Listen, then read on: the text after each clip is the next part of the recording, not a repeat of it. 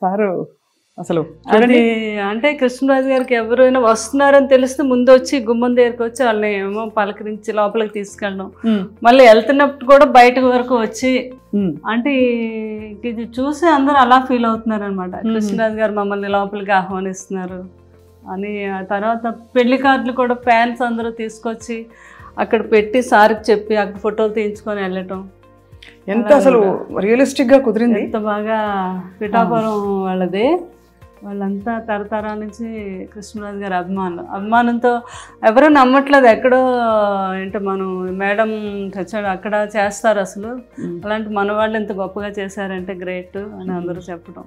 ఇప్పుడు కృష్ణరాజు గారు మరి బాహుబలి పెద్ద సినిమా చూసినప్పుడు ఏమనేవారు ప్రభాస్ గారికి? అసలు ఆనందం ఇంకా ఇంత అంతా కాదు కదా. ఇక్కడ బాహుబలి ఫోటో చూసి నేను అక్కడ అది ఫ్యాన్స్ అందరూ ఇస్తూ ఉంటారు, అది వాళ్ళు పాపం డై హార్డ్ ఫ్యాన్స్. మీరు వాజ్పేయి గారితో ఉన్న ఫోటో? అవునండి, అప్పుడు మా పెద్ద పాప ఫస్ట్ ఇయర్ ఆయన ఎవ్రీ బర్త్డేకి వెళ్ళే వాళ్ళం. నేను ఎంత బుజ్జితల్లిలా ఉన్నారు. పెద్ద పాప అమ్మాయి అది. మీరు అవునండి, నేనా? ఎంత బుజ్జితల్లిలా చక్కగా డ్రెస్ వేసుకుని. అది బిల్లా సినిమా షూటింగ్ అప్పుడు మలేషియాలో అండి. పిల్లల్ని కూడా మిస్ అయ్యేవారు కాదు, అంతలాగా అన్ని దేశాలు తిప్పారు పిల్లల్ని కృష్ణరాజు గారు. బాగా ఇష్టం ట్రావెలింగ్ కూడా.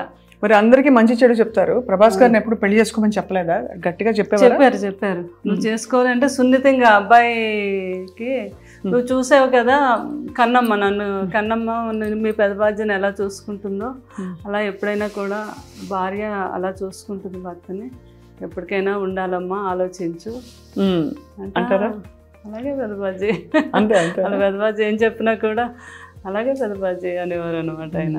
అది బాబుకు కూడా చాలా లేడీస్ అంటే చాలా రెస్పెక్ట్, చాలా పద్ధతి బుద్ధిమంతుల్లాగా అనిపిస్తారు. పెళ్ళి అన్నా అదన్నా చాలా గౌరవం అండ్ చాలా కనిపిస్తున్నారు. అసలు బాబు గురించి ఎంత చెప్పినా తక్కువే, నేను నా అనుభవంతో చెప్తున్నాను. ఆయనకుండే ప్రేమ, ఆయనకుండే రెస్పెక్ట్ మామూలు కాదండి. అందులోకి వాళ్ళు పెదబాజీ గారు మీద ఉన్నంత ప్రేమ కానీ నేను అసలు ఎక్కడ చూడను, అంత ఇష్టం అనమాట. ఒక దేవుడిలాగే చూసేవారు, అంత ఇష్టం ప్రభాస్ గారికి. ఈ ఫోటోలన్నీ ఇది నిన్నే ఎవరో ఒక అభిమాని ఇలా వేసి పంపించింది మా ఇద్దరు. ఎవరో ఒకరు అలా పంపిస్తూనే ఉంటారు. ఆయన పురస్కారాలు అలా ఎన్ని వచ్చాయో. అవును, నంది అవార్డ్స్ అప్పుడు కృష్ణరాజు గారు వాళ్ళకి ఫస్ట్ గవర్నమెంట్ ప్రకటించాక నంది అవార్డ్స్ ఫస్ట్ నంది కృష్ణరాజు గారికి వచ్చిందండి. అది అప్పుడు గవర్నర్ అంట ఆయనేమో మన కాసు బ్రహ్మానంద రెడ్డి గారు అప్పుడు సీఎం కదా ఆయన. అదే ఫస్ట్ నంది మనకే వచ్చింది, అమరదీపం. ఇదేమో అందరూ ఉండే ఫోటోగ్రాఫ్. అప్పుడు జ్యోతి చిత్రాలు వేసేవారు కదా, ఎవరో ఒక అమ్మాయి అలా చేసి పంపించారు. అప్పుడు నేను చెప్పాను కదండి ఇందిరాగాంధీ గారు కృష్ణరాజు గారు అప్పుడు దివసీమ వరదలకి ఆయన బాగా ఫండ్ కలెక్ట్ చేసి పట్టుకెళ్ళి ఎంత ప్రేమతోనో చూసేవారంట కృష్ణరాజు గారిని. అప్పుడు పివి నరసింహరావు గారు అప్పుడు ఆయన మామూలుగా మినిస్టర్ అనుకుంటా. సో సార్కి అయితే నో డైట్, అస్సలు డైట్ చేయకూడదని. ప్రభాస్ గారు ఏం చేసేవారు డైట్? ప్రభాస్ గారు మామూలుగా ఆయనకి ఉంటది కదా ప్రోటీన్లు అవి ఏం తింటారు అంటే తింటారు కానీ అన్నీ చాలా ఆయిల్ లెస్, తర్వాత కొన్ని మిల్క్ ప్రోడక్ట్స్. కూరలన్నిట్లో బాగా ఆయిల్ పడుతుందిగా మరి? లేదు, ఆయిల్ లేకుండానే చేయించుకుంటారు. Only one day cheat day ఉంటుంది ఆయనకి. ఆ రోజు ఉన్నప్పుడు బాహుబలి తాళి అంతా ఉండాలన్నమాట. ఓహో, ఆయనకి అవునా? అందులో ఆయనకి ఏం నచ్చితే ఏం తింటారో అని అందరూ అన్ని రకాలు మొత్తం.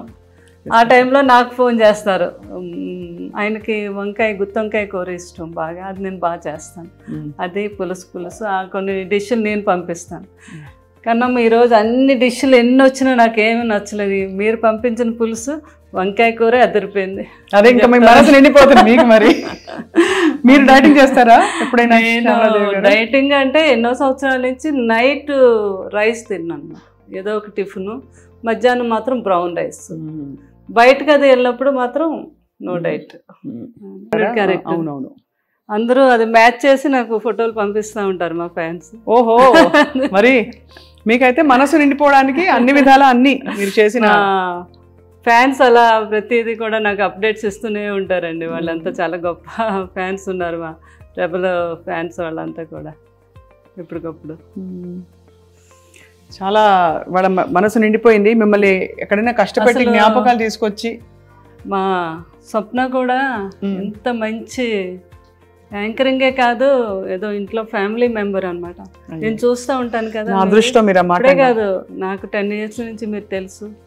మీరు మాట్లాడే విధానం మెయిన్ ఏంటంటే లేడీస్కి మీరు ఇచ్చే ఆ రెస్పెక్ట్, వాళ్ళతో మాట్లాడే ఆ విధానం, అందులో ఆ ప్రేమ కనిపిస్తూ ఉంటుంది. నాకు చాలా ఇష్టం.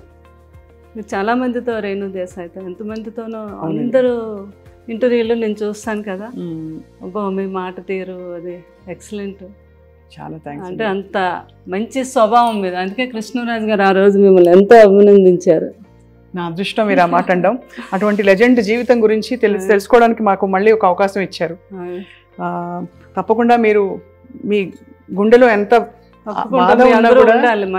మీ వెనక కాదు, మీతో కలిసి మిమ్మల్ని మేము పట్టుకుని ఉన్నాం, మేము ఫ్యాన్స్ కూడా. అలాగే అండ్ మీ మంచితనాన్ని, మీ మంచి గొప్ప ప్రేమ పూరిత మనస్తత్వానికి తప్పకుండా మీ చుట్టూ ఎప్పుడో ప్రపంచం ఉంటుంది. ఎందుకంటే నేను కృష్ణరాజు గారు ఒక ట్రస్ట్ పెట్టారు, దాని గురించి కూడా చెప్దాం అనుకున్నాను. తప్పకుండా రండి ప్లీజ్, చెప్పండి. అది ఇలా రండి. షుగర్ మీద గ్యాంగ్రీన్ ఫామ్ అయ్యి చాలా మంది కాళ్ళు తీసేస్తారు కదా. అవును. ఆ కాళ్ళు తీయకుండా వైద్యం చేస్తున్నాను. లండన్లో ఉన్నారు ఒక డాక్టర్ గారు, వేణు కవత్తల అని. ఆయన మన ఒంగోలు వాస్తవులు.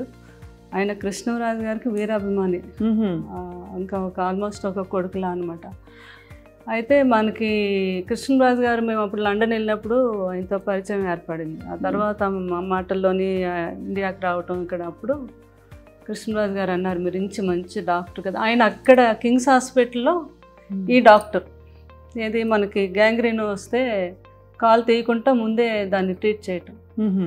దాని కృష్ణరాజు గారు అన్నారు, మీరు ఎక్కడో లండన్లో చేస్తున్నారు కానీ మన ఈ ప్రాంతాల వారు అంతా లండన్ రాలేదు, అది కాస్ట్లీ వైద్యం కూడా. మన ఇద్దరం కలిపి ఒక ట్రస్ట్ పెడదాం, ఎవ్రీ ఇయర్ నా బర్త్డే రోజు పెట్టుకొని మనకు సాధ్యమైనంత ఒక 2 ఆపరేషన్లు 4 ఆపరేషన్లు చేయిద్దాము అని. అలాగే సార్, ఇంతకన్నా మంచి ఇంకేముంటుందని యూకే ఇండియా ఫౌండేషన్ అని పెట్టాము. యు అంటే ఉప్పలపాటే మాది, కే అంటే ఎందుకు కవత్తల, వేణు కవత్తల కదా. యూకే ఎలాగ, ఆయన యూకే నుంచి వచ్చిన డాక్టర్, యూకే అదే ఫౌండేషన్ అని పెట్టాము. తర్వాత ఏమో కృష్ణరాజు గారు అన్నారు, నేను అపోలోకి మాట్లాడతాను సంగీతారెడ్డి గారితో, మీరు 6 monthsకి ఒకసారి అపోలోకి కూడా వచ్చి చేయాలి ఆపరేషన్స్. మొత్తం అపోలో అందరితో మాట్లాడారు. ఇంత మంచి అవకాశం కృష్ణరాజు గారు, సంగీతారెడ్డి గారు అయితే ఎంత మెచ్చుకున్నారు. ఆయన అపాయింట్ చేసి అక్కడ ఆయన గవర్నమెంట్తో పర్మిషన్ తీసుకొని ఈ రోజుకి వచ్చి ఇక్కడ వీళ్ళు ఒక 4-5 కేసులు ఉంటే ఆయనకి అక్కడ కాల్ చేస్తారు, అక్కడ ఆయన సెలవు పెట్టి వచ్చి హైదరాబాద్ అపోలోలో చేసి వెళ్తూ ఉంటారు. ఇప్పుడు మరి ఎవరైనా చేయించుకోవాలంటే ఆయన కోసం ఎలా అపోలోకి వెళ్ళాలి? నేను మొన్న ఫస్ట్ కృష్ణరాజు గారు 1 year దానికి ఫస్ట్ టైం మొగల్తూరులో పెట్టాము మేము. ఇది చాలామంది అన్నారు, జ్వరాలకి క్యాన్సర్లు ఇవన్నీ అయితే వస్తారండి, ఈ కాళ్ళు ఇవన్నీ ఎవరు రారు, మీరు పెడుతున్నారు ఎందుకు, బాగా జరగదు అని అన్నారు. లేదు, మా పెద్దమ్మాయి మేము అక్కడ ఊర్లో డాక్టర్ వర్మ గారు అని ఆయన వేణు గారు కోఆర్డినేట్ చేసుకొని నేను ముందుగా వెళ్ళిపోయి అన్ని ఛానల్స్కి అన్నిటిలోని ఒక ఆటో పెట్టి మొత్తం ఒక 3 రోజులు వాళ్ళని దీని మీదే, ఇలాగ షుగర్ మీద చాలా డేంజర్, ఎవరికి ఏ ప్రాబ్లం ఉన్నా ఫలానా తారీఖు మేము అక్కడ చేస్తున్నాం ఈ వైద్యం, లండన్ నుంచి డాక్టర్లు వస్తున్నారు అని చెప్తే ఆ రోజు 2000 people వచ్చారు. బాబా, చాలా బాగా అరేంజ్ చేసాం మేము. అక్కడికక్కడే 20 మంది డాక్టర్స్ వెళ్ళాం. వేణుగారు ఇంకొక 2 డాక్టర్లు లండన్ నుంచి వచ్చారు, మాకు తెలిసిన ఒక డాక్టర్ దుబాయ్ నుంచి వచ్చారు, అపోలో వారు 4 డాక్టర్లు పంపించారు. ఇలా అంతా కలిపి 20 మంది డాక్టర్స్ అయ్యారు. చాలా అద్భుతంగా జరిగింది. ఫస్ట్ టైం కృష్ణరాజు గారు బర్త్డే రోజు January 20 చేసాము. అక్కడ ఒక 5-6 ఆపరేషన్స్ అక్కడే చేసేసాము. ఉన్న వాళ్ళందరికీ అక్కడే ట్రీట్మెంట్ చేయించేసి మందులు అన్నీ ఇచ్చాము. తర్వాత లేని వాళ్ళందరినీ అపోలోలో చేసామండి. దాన్ని ఇంకా పెద్దగా ఈ సంవత్సరం రేపు జనవరిని కూడా ఇది కంటిన్యూ చేస్తాం.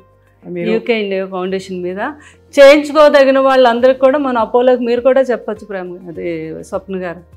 ఎందుకంటే మీ అందరికీ తెలుసు, ఎంతోమందికి తీసేశారు కాళ్ళు ఆ షుగర్ మీద. అయ్యో తెలుసండి. అవును, మీకు తెలుసు కదా ఆ ప్రాబ్లం.